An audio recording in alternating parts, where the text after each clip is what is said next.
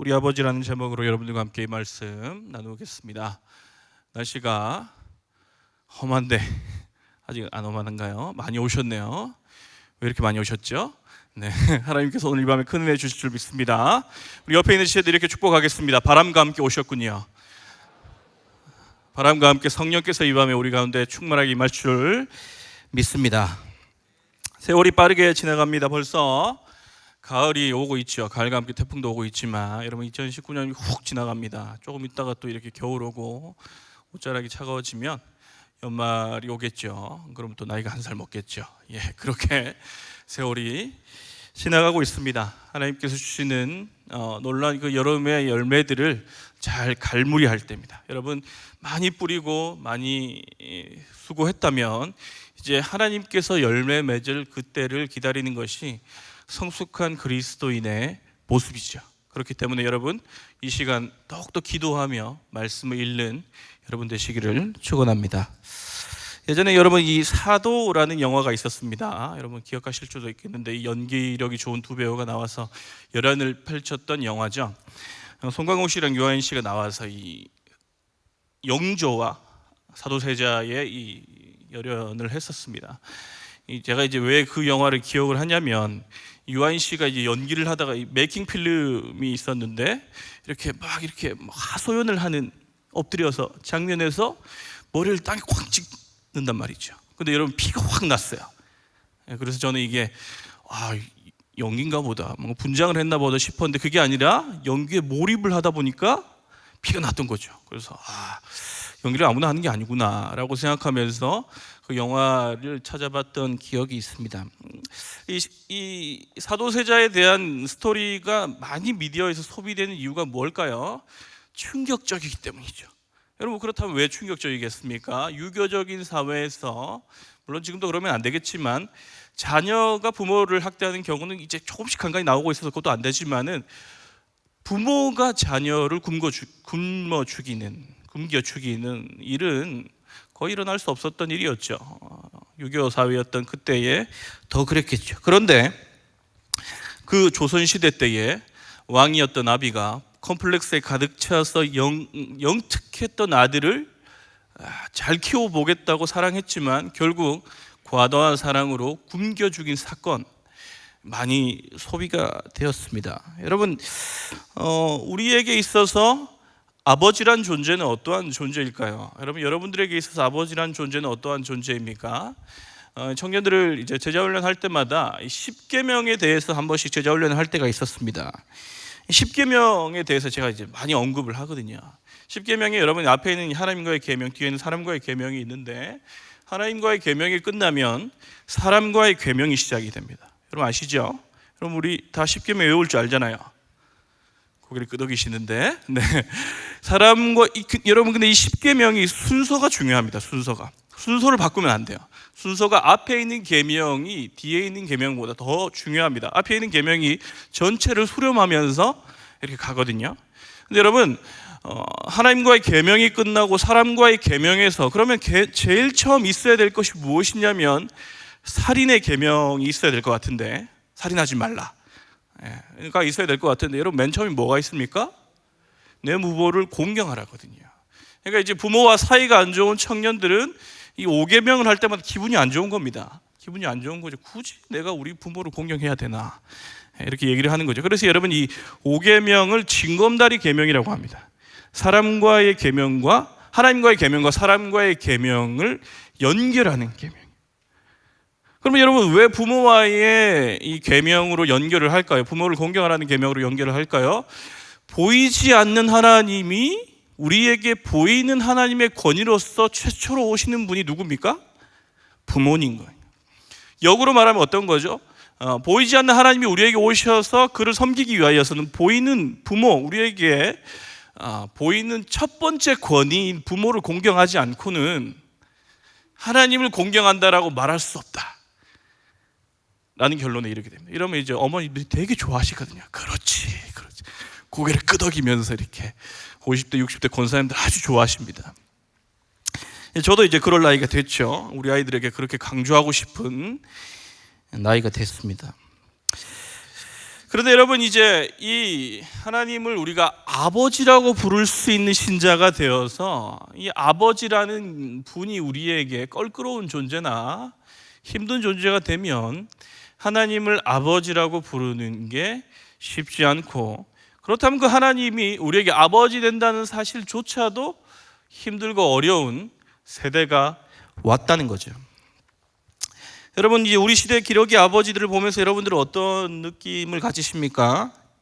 잃어버린 아버지, 떠나버린 아버지, 실패한 아버지, 무심한 아버지, 이기적인 아버지, 권위적인 아버지, 추락한 아버지. 여러분, 그러니까 가장 높은 권위를 자랑하다가, 우리에게 가장 가까이에 있는 권위 중 높은 권위를 자랑하던 아버지의 권위가 가장 추락하는 시대를 살아가고 있는 거죠. 그와 동시에 어떻게 됩니까? 우리에게 하나님 아버지도 그렇게 추락하는 하나님으로서 전락하게 되었다는 사실입니다. 여러분, 아버지의 군상 우리 시대에서 이렇게 기쁘고도 슬프게 그들을 바라보면서 우리는, 여러분, 믿는 신자들이라면, 그렇다면 우리가 하나님을 아버지라 부르는 우리가 하나님께서 우리의 아버지 되심을 한번 기억하면서 우리의 육적인 아버지, 계신 분들도 있고 또 안 계신 분들도 계시겠죠. 우리의 육적인 아버지를 어떻게 생각할 것이며, 또한 더 나아가서 내가 어떠한 부모가 될 것인가. 부모를 되지 않으려시는 분도 계시죠? 네, 기도하십시오. 네, 어쨌든 그러한 모습을 살펴볼 수 있다는 것이죠. 오늘의 말씀에서 베드로는 과연 우리의 하늘 아버지를 어떻게 이야기하고 있는지를 한번 살펴보도록 하겠습니다. 오늘의 말씀의 저자인 베드로는 일찌감치 자신의 서신을 시작하면서 하나님을 뭐라고 부르냐면 아버지라고 부릅니다. 아버지라고 부릅니다. 전능하신 나의 하나님이 아버지 된다는 사실을 편지의 서두에서 시작하고 있습니다. 제가 한번 읽어드리겠습니다. 1장 2절입니다. 곧 하나님 아버지의 미리 아심을 따라 성령이 거룩하게 하심으로 순종함과 예수 그리스도의 피뿌림을 얻기 위하여 택하심을 받은 자들에게 편지하노니. 하나님 아버지의 미리 아심. 그러니까 하나님을 이야기하면서 아버지를 붙이고 있죠. 3절에 보십시오. 우리 주 예수 그리스도의 아버지 하나님을 찬송하리로다. 자, 그러니까 예수님의 수제자였던 그가 이제 예수님께서 하나님을 아버지라고 부르며 가르쳤던 것을 그대로 인식하고, 이제 내가, 신자인 우리가 하나님을 아버지라고 부를 수 있는 존재가 되었다는 것을 오늘의 말씀에서 시작하고 있는 것이죠. 이 편지를 보는 이방인 크리스천들도 그것을 인식하게 되었던 것입니다. 여러분, 베드로 전서는 베드로가 서신을 쓰면서 이방의 여러 이방 크리스천들에게 편지를 쓴 서신입니다. 편지죠. 편지를 쓰면서 어떻게 얘기를 합니까? 이방 땅에서 나그네 된 너희가 하나님을 믿는다는 것, 하나님을 믿음으로써 말미암아 받게 되는 고난, 그것이 너희에게 어떠한 의미인가? 그렇다면 그 고난을 받는 상태에서 우리는 하나님을 아버지라 부른다는 것이 우리에게 어떠한 의미로 다가오는가? 이 땅 가운데서 베드로 사도는 고난받는 크리스천들에게 하나님을 아버지라 부르는 자들의 삶에 대해서 이야기하고 있다는 것이죠. 그런데 오늘의 말씀의 주요 핵심이자 포커스는 우리가 하나님을 아버지라고 부른다는 것보다는 더, 여러분, 어디에 초점이 맞춰져 있냐면 우리가 아버지라고 부르는 그분이 과연 어떠한 분이냐. 우리가 하나님을 아버지라고 부르고 있는데 아버지인 하나님은 현재 고난을 받고 있는 우리들에게 어떠한 분이냐를 설명하고 있다는 것입니다. 자, 여러분, 우리 17절 말씀, 우리 본문 말씀이었는데요, 다시 한 번 더 17절 말씀을 통하여서 이 부분을 살펴보도록 하겠습니다. 함께 읽겠습니다. 시작. 각 사람의 행위대로 심판하시는 이를 너희가 아버지라 부른즉 너희가 나그네로 있을 때를 두려움으로 지내라. 첫 번째로 여러분, 우리가 알아야 될 하나님의 아버지를 어떻게 표현을 하고 있냐면 두려움으로 지내야 할 하나님 아버지로 묘사하고 있습니다. 이게 이제 좀 아이러니죠. 왜 그렇습니까? 하나님을 사랑하고 인재가 많으셔야 되고 감싸주고 자상해주고 설거지도 해주는 아버지면 좋겠는데, 여러분 뭐라고 얘기하고 있습니까? 각 사람의 행위대로 심판하시는 거예요. 누가? 아버지가. 그러니까 여러분 나는 어떻게 지내야 됩니까? 두렵게 지내야 돼요. 그러니까 여러분 17절부터 별로 아버지가 좋지 않습니다. 좋지 않아요. 마음에 들지 않습니다. 이러면 하나님 아버지 안 할래 이러고 싶죠. 17절 말씀을 통하여서 첫 번째 우리가 하나님께서 어떻게 우리의 아버지로서 작용하시는가를 한번 살펴봐야 됩니다. 첫 번째로 무엇입니까? 외모로 보시지 않고 각 사람의 행위대로 심판하시는 하나님 아버지라는 사실입니다. 외모를 보지 않는다는 거죠. 여러분 여기에 외모는 뭘까요? 외모는 뭘까요? 단순히 외향적인 패션이나 외모를 말하는 것이 아닙니다. 제가 저희 일정 리더들한테도 얘기했는데 저희 교회는 최지원 목사님이 계시거든요. 저는 김지원 목사입니다. 최지원 목사님이 아랍 왕자처럼 생겼어요. 그 같이 볼 때마다 자괴감을 느낍니다. 저 친구는 너무 잘생겼네? 여러분 이런 거 말하는 거 아니에요. 그러니까 그 친구가 말하면 앞에만 서도 뭔가 은혜가 넘치고 내가 서면 약간 똑같은 지원인데 왜 저래? 뭐 이렇게 약간 느낌도 들 때가 있습니다. 여러분 외향적인 패션이나 외모를 말하는 게 아니에요. 여러분 이것은 무엇을 말합니까? 여러분 성경에 보면은 이 구절을 얘기할 때마다 이렇게 말하는 친구들이 있습니다. 성경에 나와 있는 인물들이 다 얼굴이 잘생겼다는 거예요. 사울도 여러분 얼굴이 잘생겼다 그러죠? 그러니까 모세도 얼굴이 잘생겼으니까 왕비가 키워줬습니다. 요셉도 얼굴이 잘생겨서 연상녀가 유혹하죠. 다윗도 얼굴이 잘생겼으니까 얼굴이 붉었다고 돼 있거든요. 여러분 사라도 그렇게 이뻐가지고 나이가 80이 됐는데도 막 외국의 왕들이 막 꼬셔가지고 데리고 가잖아요. 그죠? 리브가 라헬 다 한미모 하잖아요. 여러분 그렇게 생각하시면 안 돼요. 하나님이 이 인물이 좋은 사람을 좋아하시지 않습니까? 여러분 예수님 못생겼잖아요. 예수님 생각하시면서 위로받으시면 되는 겁니다. 여러분 그래서 CCM은 그런 노래도 전도사 마누라는 다 예쁘다네 막 이런 노래도 나온단 말이에요. 여러분 그게 다 거짓말입니다. 은혜를 받으면 다 우리가 이쁜 거죠. 여러분 성경에 나와 있는 게 여러분 이 다 외모로 이쁜 걸 말하는 게 아니에요. 여러분 이 구절에 외모에 대한 구절에서 여러분 베드로가 어떠한 사건을 얘기하는 거 있습니다. 사도행전 10장에 보면 이 고넬료라는 백부장이 나옵니다. 기도하고 신실했어요. 이방인이었습니다.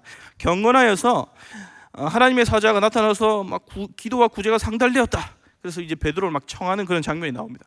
베드로가 기도를 하고 있어요. 기도를 하고 있는데 하늘에서 갑자기 환상이 나타납니다. 목살도 돼지 목살도 떨어지고 삼겹살 떨어지고 이러잖아요. 그리고 와 너무 맛있겠다 이렇게 얘기하지 않고 뭐라고 얘기합니까? 부정해서 못 먹습니다. 못 먹습니다 이러거든요. 그러니까 내가 정하다는 것을 네가 왜 부정하다 그러냐 이렇게 얘기한단 말이에요. 그러면서 기도하고 있는데 고넬료가 베드로를 초청합니다. 이때 베드로가 이렇게 말합니다. 여러분 제가 이제 성경 떴네요. 한번 같이 읽도록 하겠습니다. 시작. 베드로가 입을 열어 말하되 내가 참으로 하나님은 사람의 외모를 보지 아니하시고 각 나라 중 하나님을 경외하며 의를 행하는 사람은 다 받으시는 줄 깨달았도다. 여러분 이렇게 얘기하면서 뭐라고 얘기하십니까? 하나님 사람의 외모를 보지 않는다. 여러분 그러니까 고넬료의 외모를 얘기한 것이 아니라 고넬료가 어떠한 사람인 것을 얘기하는 겁니까? 이방인인 것을 얘기하는 거예요. 그러니까 이방인인데도 그 사람의 외모를 보지 않았다라고 얘기를 하는 겁니다. 이것에 대해서 사도 바울도 이렇게 얘기합니다. 2장 10절 11절 한번 읽어주십시오. 올려주십시오. 같이 한번 읽어보도록 하겠습니다. 시작. 행하는 각 사람에게는 영광과 존귀와 평강이 있으리니 먼저는 유대인에게요 그리고 헬라인에게라. 이는 하나님께서 외모로 사람을 취하지 아니하심이라. 자, 여러분 그러니까 사도 바울과 베드로가 똑같이 외모 얘기를 하면서 무엇을 얘기합니까? 헬라인, 이방인, 유대인을 얘기한단 말이에요. 그러니까 여기서 이 외모는 얼굴이 반반하고 잘생긴 것을 얘기하는 것이 아니라 뭡니까? 그 사람이 가지고 있는 배경, 학력, 그 사람이 가지고 있었던 수저, 뭐 이런 걸 얘기하는 거예요. 그 사람이 가지고 있는 어떤 외향적인 모든 것들을 하나님께서는 보지 않으신다는 거예요. 여러분들이 어떠한 것을 가지고 있는지 하나님께서 그 모든 과정 가운데 함께 하셨어요. 여러분의 과거의 노력들을 하나님 무시하지 않으십니다. 여러분 열심히 달려왔고 노력했었죠. 여기 간사님들 계십니까? 열심히 수고한 거 압니다. 리더님들 계시고 선교하신 분들 계시고 압니다. 다 알아요. 여러분, 그러나 하나님이 이때까지 달려온 여러분의 모든 길들을 무시하지 않으시지만 그것으로 지금의 여러분들을 판단치 않으시고, 여러분 무엇을 보고 판단하신다고 얘기하고 있습니까? 지금의 행위. 지금의 행위. 그 말은 뭐예요? 여러분들이 얼마나 많은 것을 달려왔고 여러분이 그렇게 많은 선교를 다녔을지라도 오늘 와서 예배드리지 않으면, 오늘 왔는데 하나님 그때 너무 열심히 했는데 오늘 좀 봐주십시오. 물론 하나님 봐주시겠죠.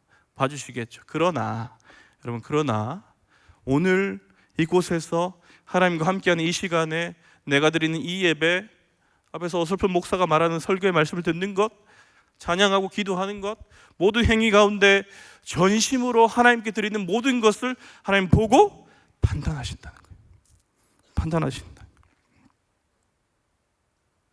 그러면 여러분, 오늘 이곳에 왔죠? 태풍이 오는데도 왔습니다. 밖에 여러분 비가 옵니까? 제가 올 때 비가 안 왔었는데 큰일 났네요. 우산이 없는데. 여러분, 왔으면 뭐 해야 돼요? 여러분, 기도하셔야죠. 지금 이 시간에 해야 될, 하나님께 마땅히 드려야 될 것들을 드려야 되는 겁니다. 여러분, 생각해 보세요. 여러분, 은혜 받는다는 것은, 예배 드린다는 것은 밥 먹는 거랑 똑같아요. 여러분, 어제 여러분 10만 원짜리 뷔페를 먹어도, 신라 호텔 가서 아무리 비싼 뷔페를 먹었어도 오늘 밥을 먹지 않으면 어제 먹었던 밥은 후회되는 밥입니다. 내가 어제 왜 그렇게 비싼 돈을 주고 밥을 먹었을까? 왜 그런 생각이 들까요? 오늘 배가 고프기 때문입니다. 그러니까 어제 찍었던 사진들이 너무 힘들고 어렵죠? 내가 괜히 이걸 먹어가지고. 여러분, 그런데 어제 밥을 제대로 못 먹었는데 오늘 풍족하게 먹었다면, 어제 밥을 못 먹었는데 오늘은 풍족하게 먹으니 너무 감사하다. 여러분, 제가 뭘 얘기하는 거죠? 여러분, 여름에 여러분 그렇게 뛰고 하나님과 동행하고 열심히 기도하고 선교하고 캄보디아 가고, 제가 캄보디아 담당이거든요. 캄보디아 가고 했을지라도 주일의 예배에, 매일의 삶에 기도하지 않고 하나님께 엎드리지 않고, 그러면 여러분 그때의 그 모든 기억이 우리에게 후회의 은혜의 기억이 되는 거예요.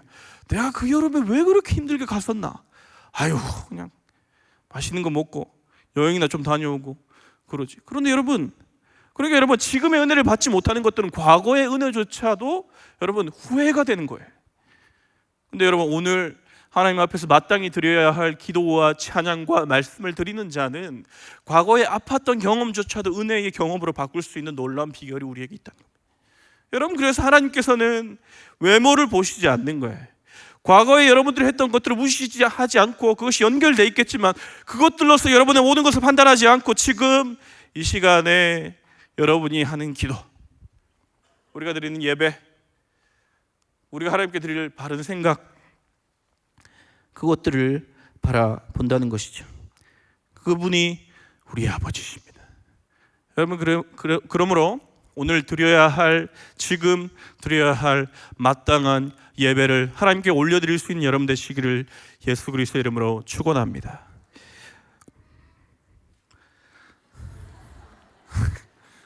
이쁘네요.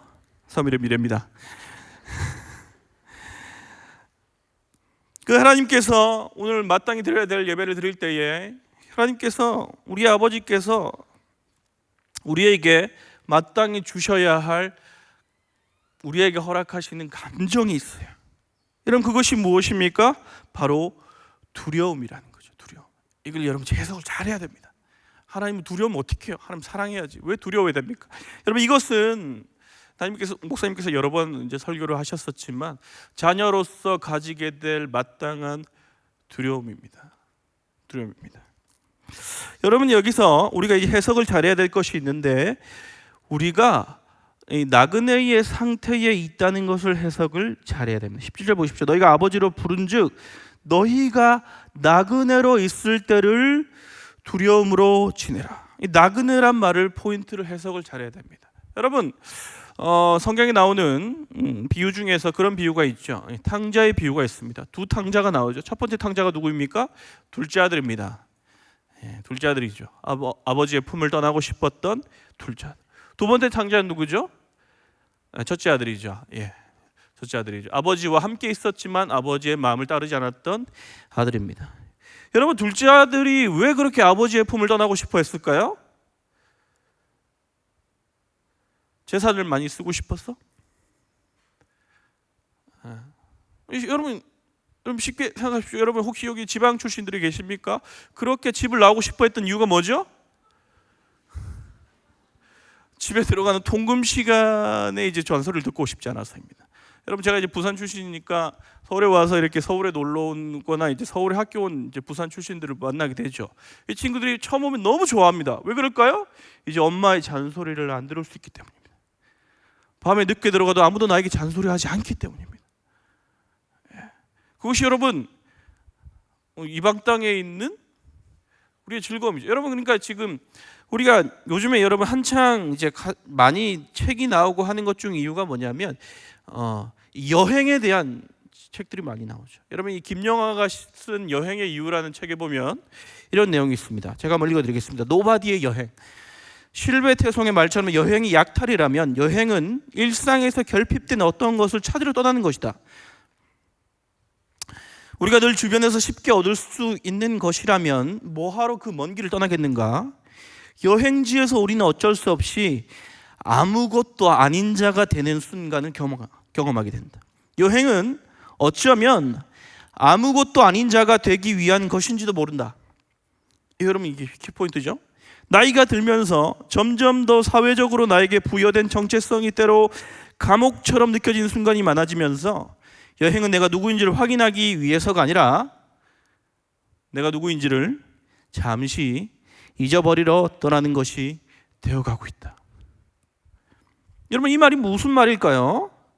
나그네의 삶은 성경에서는 주로 먹을 것이 없고 거처가 없는 힘든 삶을 얘기하고 있지만 여기에서의 나그네는 때로는 여러분 이거 잘 기억하십시오. 나를 알고 있는 사람들로부터의 도피라는 거예요. 왜 도피하고 싶습니까? 원래 했던 걸 좀 안 하고 싶어요.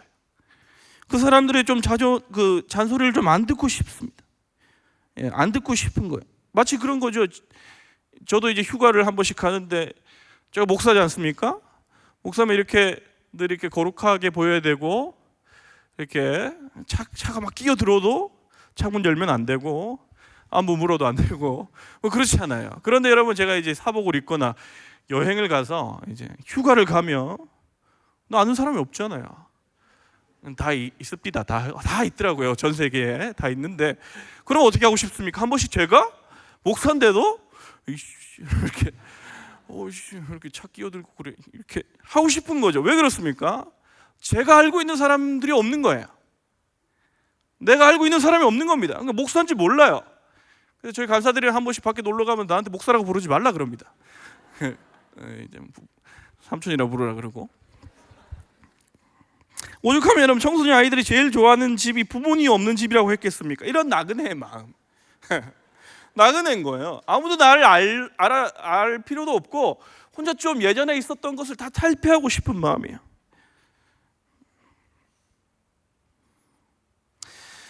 우리가 이 땅 가운데 살면서도 나그네의 삶을 살아가면 때로는 누군가의 간섭을 받지 않고 원래 가지고 있었던 나의 정체성을 좀 내려놓고 홀가분하게 하고 싶은 대로 할 말도 좀 하고 간사에서 맨날 예배 드렸는데 예배가 이상하다고 막말도 좀 해보고 하고 싶은 그런 심정이 들 때 여러분 우리가 무엇을 가져야 된다고요? 두려움을 가져야 돼요. 누가 보고 계십니까?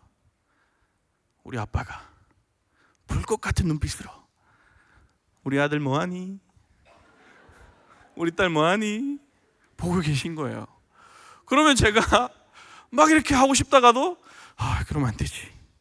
그러면 안 되지. 그러면 안 되지. 한다는 것입니다.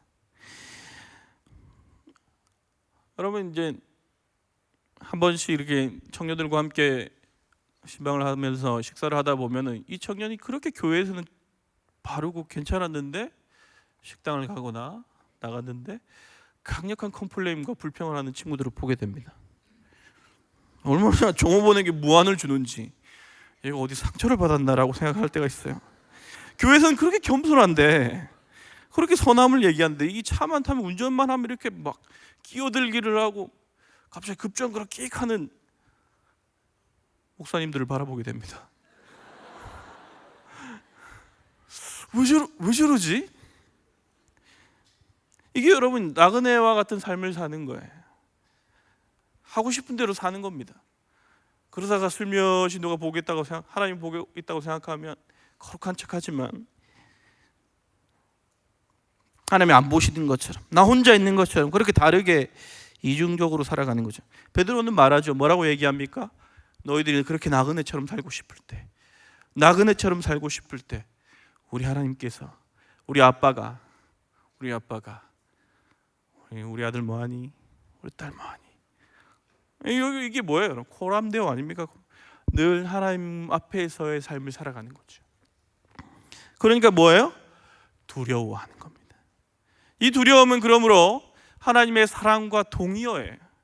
사랑하시기 때문에 우리를 그대로 내버려 두지 않으시고, 사랑하시기 때문에 우리 아들이 성도로서의 삶을 살아가지 않을 때 아빠가 보고 있어 라고 이야기하는 것입니다. 여러분, 그러므로 이 두려움은 하나님 아버지가 우리 아버지일 때 생기는 거예요. 하나님이 남의 아버지면 두려울 필요가 없습니다.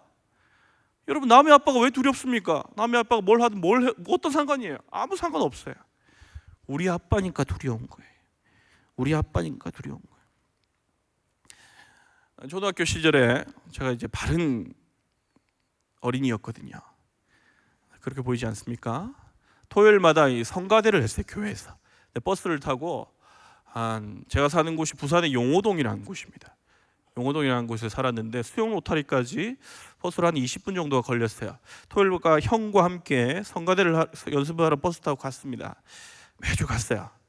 갔다 오면 아버지께서 이제 버스 정류장에서 기다리셨다가 주일날 교회를 가야 되기 때문에 목욕 재개를 하러 갔습니다. 목욕을 꼭 하고 교회를 가야 된다라고.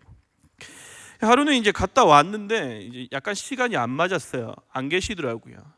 그래서 용호동 종점에서 이렇게 우두커니 형과 함께 아버지를 기다리고 있는데 그 옆에 오락실이 있습니다. 오락실 아십니까? 옛날 그 도트로 되어 있는 그 원더보이 뭐 이런 게 있는 게 있습니다. 그런 게 있어요. 네. 그 오락실이 있었습니다. 이제 오락을 못 하는데 그날따라 심심하니까 들어간 거죠. 들어가서 200원인가 그때 한 판에 50원인가 그랬습니다.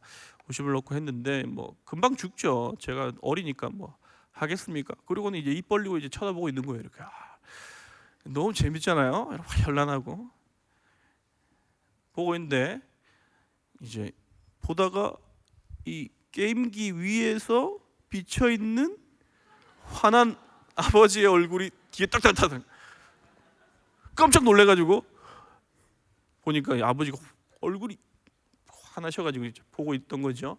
시계를 보니까 2시간이 지난 거예요. 2시간. 제가 일단 초등학교 그때 이제 국민학교 세대입니다. 국민학교 1학년, 우리 형이 국민학교 3학년. 저희 형도 목사인데. 그러다가 이제 그런 거야. 아버지 너무 화가 나셔가지고 목욕탕을 갔는데 10분 만에 그냥 샤워만 하고 나왔습니다. 그리고는 이제 회초리 중급 레벨의 30cm 자를 들고 형을 이제 손바닥 10대 때리고 저를 때리려 했는데 제가 그때 막 옆에서 울었어요. 저는 안 맞았습니다. 둘째가 원래 그렇게 살아남거든요, 여러분. 예. 여러분, 그 뒤부터 제가 이제 뭐 집에서 뭐 간혹 이렇게 뭐 핸드폰을 좀 하긴 하지만 오락실 잘 안 가요. 잘 안 갑니다. 뭐 그냥 그때 그 느낌이 있어요. 이게 별로 좋지 않구나.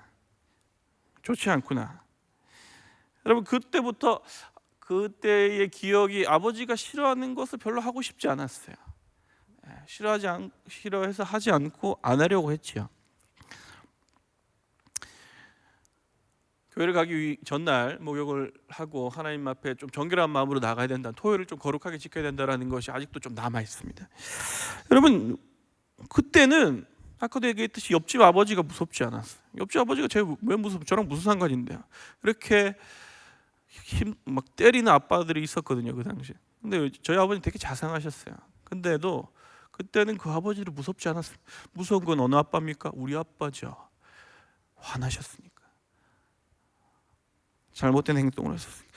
여러분, 오늘 우리의 말씀에서 보는, 우리가 왜 하나님을 두려워해야 됩니까? 그분이 우리를 사랑하시기 때문이에요.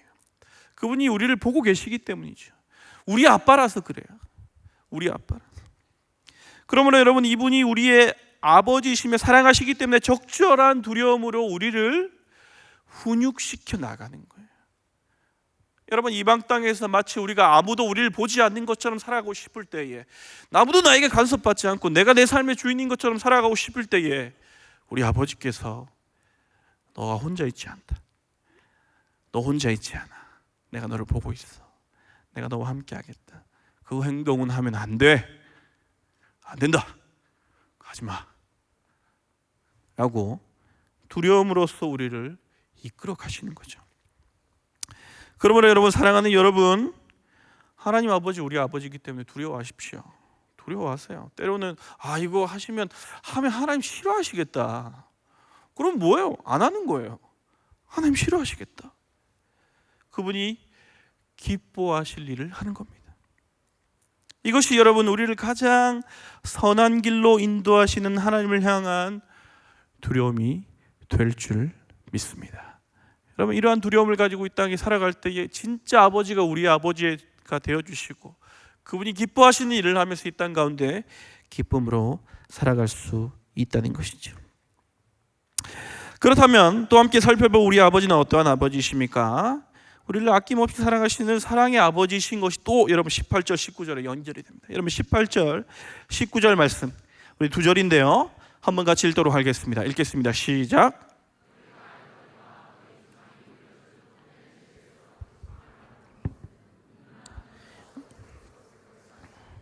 오직 흠없고 점없는 어린 양 같은 그리스도의 보배로운 피로 된 것이죠. 여러분, 하나님께서는 우리를 두려워함으로 우리를 아버지 되심으로 인도하시지만 그와 동시에 하나님은 무엇을 하셨습니까? 우리 아버지는 무엇을 하셨어요? 사랑하는 자녀들이 이 선한 일을 하지 못함을 보시고 가장 값비싼 것으로, 자신의 가장 값비싼 것으로 자신의 선한 길을 하기 위하여, 선한 일을 행하기 위하여서 희생하시면서 함께 인도하시는 아버지라는 것입니다. 여러분, 여기서 대속함을 받았다는 의미가 있어요. 여기 구원과 약간 비슷하지만 좀 다릅니다. 대속함은 뭔가의 금전적인 것을 얘기하고 있어요. 여러분, 그러면서 뭐라고 얘기하고 있습니다? 은이나 금같이 없어질 것으로 된 것이 아니에요. 여러분, 은과 금이 왜 그렇게 귀중하고 소중합니까? 작고 희소성이 있기 때문에. 또 하나는 뭐예요? 오래 가기 때문입니다. 은과 금은 썩지 않죠. 여러분, 그런데 말씀에서 뭐라고 하고 있습니까? 은과 금같이 없어질 것으로 된 것이 아니라는 거예요. 은과 금이 썩어질 것처럼 없어질 것보다 훨씬 귀중한 것을 우리에게 주셨는데, 그것이 무엇입니까? 흠없고 점없는 어린 양 같은 그리스도의 보배로운 피를 우리에게 주심으로써 단순히 심판만 하시는 것이 아니라 하나님의 놀라운 사랑으로 우리를 인도하신다는 사실을 기억하시길 축원합니다. 세상 많은 사람들이 이 금과 은을 거머쥐기 위해서 노력을 하죠. 그러나 여러분, 이것이 우리의 상황을 바꿔주지 않습니다. 우리의 본질을 바꿔주지 않아요. 그러나 그리스도 예수의 피가 하나님의 계획 안에서 우리를 위해 희생되었음으로 말미암아 우리의 존재 자체가 하나님 기뻐하시는 일을 할 수 있는 존재가 된 거예요. 여러분, 그러므로 두려워하는 하나님이심과 동시에 여러분, 그 다음 절에서 무엇을 얘기합니까? 우리를 위하여서 가장 값비싼 것으로 가장 좋은 길을 인도하시기 위하여서, 선한 일을 행하게 하기 위하여서 희생하시는 아버지를 그리고 있다는 거예요. 무턱대고 뭐라 말하지 않습니다. 너 못하니까 혼나 라고 얘기하지 않으시고, 이 아이가 좋은 일을 하기 위하여, 옛날에 그 헛된 행실에서 벗어나기 위하여서 내가 이 아이를 위하여 무엇을 줄까? 무엇을 희생해야 될까? 은이나 금도 없어질 것이지만 그것보다 가장 귀중한 그리스도의 피를 주겠다 라고 말씀하고 있다는 사실입니다. 마지막으로 우리 20절과 21절 말씀을 함께 읽어보도록 하겠습니다. 20절과 21절 말씀 함께 읽겠습니다. 시작.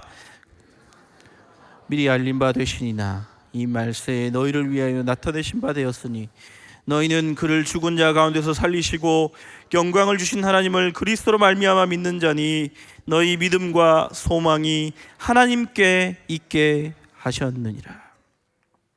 20절의 말씀을 다른 번역에서는 이렇게 표현하고 있습니다. 하나님께서는 이 그리스도를 세상이 창조되기 전에 미리 아셨고 이 마지막 때에 여러분을 위하여서 나타내셨습니다. 우리 아버지는 우리를 혼내시기만 하시는 분이 아니에요.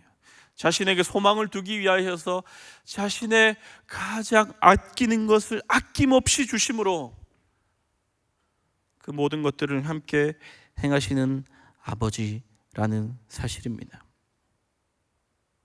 이 하나님께서 우리를 위하여 아들을 주시고 죽음 가운데서 우리를 위하여 다시 부활시키사 믿음과 소망을 자신을 바라게 하는 신실한 사랑의 아버지라는 거예요. 그러므로 하나님의 사랑은 우리를 두렵게 하며 우리를 바른 길로 인도하시는 하나님의 사랑인 줄 믿습니다. 이것이 바로 우리를 향한 아버지 하나님의 마음이죠. 사랑입니다. 은혜입니다. 소망입니다. 이 땅 가운데 어떤 아버지를 두고 사십니까? 여러분 머리에 떠오르신 여러분의 아버지가 계시죠? 아버지가 없는 분들은 없죠. 돌아가셨든 계시든 우리는 아버지가 계셨습니다. 그분이 여러분들의 모든 필요를 채워주셨나요? 아닐 겁니다. 아닐 겁니다. 여러분 그러므로 사랑하는 크리스천들은 육신의 아버지의 한계를 보면서 그를 욕하거나 그에게 손가락질하는 것이 아니라 하늘의 아버지를 보면서 그도 우리와 같은 성정을 가진 인간이었다는 것을 기억하며 그들과 함께 동행하며 살아가는 성숙한 크리스천이 되어야 할 줄 믿습니다. 아버지가 좀 힘이 없으세요? 아버지가 없으십니까? 여러분 가슴 펴고 당당하게 사십시오. 우리 하나님이 우리 아빠잖아요. 배가 없으면 어때요? 당당하게 사세요. 가슴 펴고 당당하기에 하나님이 우리 아빠다. 하나님이 우리 아빠다. 네가 나 무시해도 우리 아빠가 하나님이다. 이만 가지고 사는 거야. 인생 뭐 있습니까? 기쁨으로 살아가는 거예요.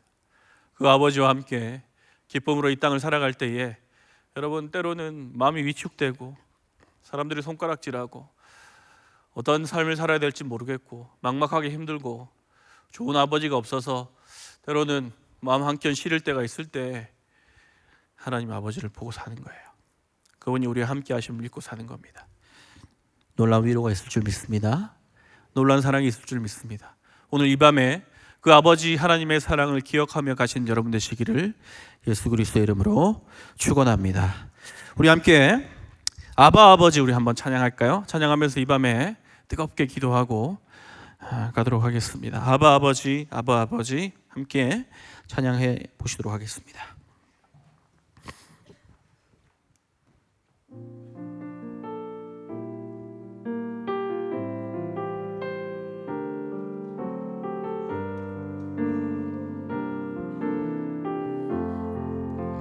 아바 아버지, 아바 아버지, 아바 아버지, 나를 안으시고 바라보시는 아바 아버지, 아바 아버지, 나를 도우시고 힘주시는 다시 한번 고백하며 나아갑니다. 아바 아버지, 아바 아버지, 아바 아버지, 아바 아버지, 아바 아버지, 나를 안으시고 바라보시는 아바 아버지, 아바 아버지, 아바 아버지, 아바 아버지, 나를 도우시고 힘주시는 아버지. 주는 내 마음을 고치시고, 주는 내 마음을 고치시고, 볼 수 없는 상처 만지시네, 볼 수 없는 상처 만지시네.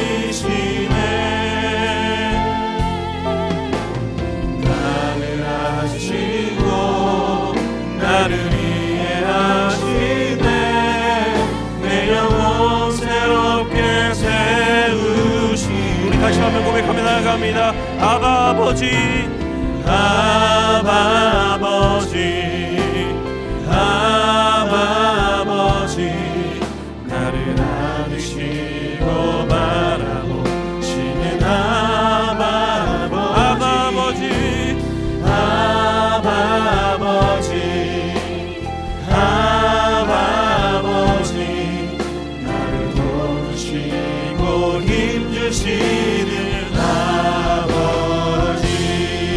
주는 내 맘을 고치시고, 주는 내 맘을 고치시고, 볼 수 없는 상처 만지시네, 볼 수 없는 상처 만지시네.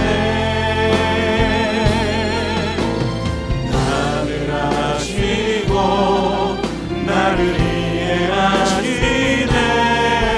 내 영혼 새롭게 세우시네. 주는 내 맘을 고치시고, 주는 내 맘을 고치시고,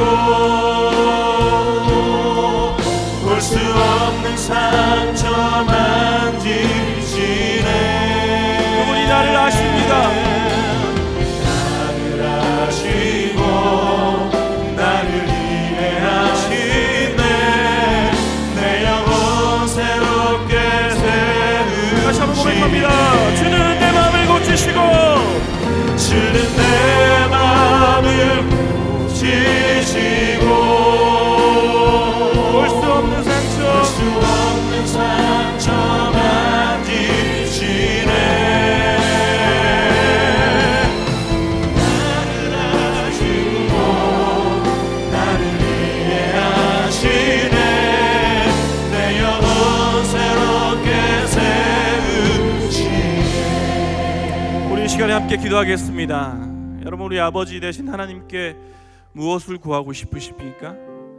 아뢰고 싶으신 게 있으세요? 그분이 나를 아신다고 하셨어요.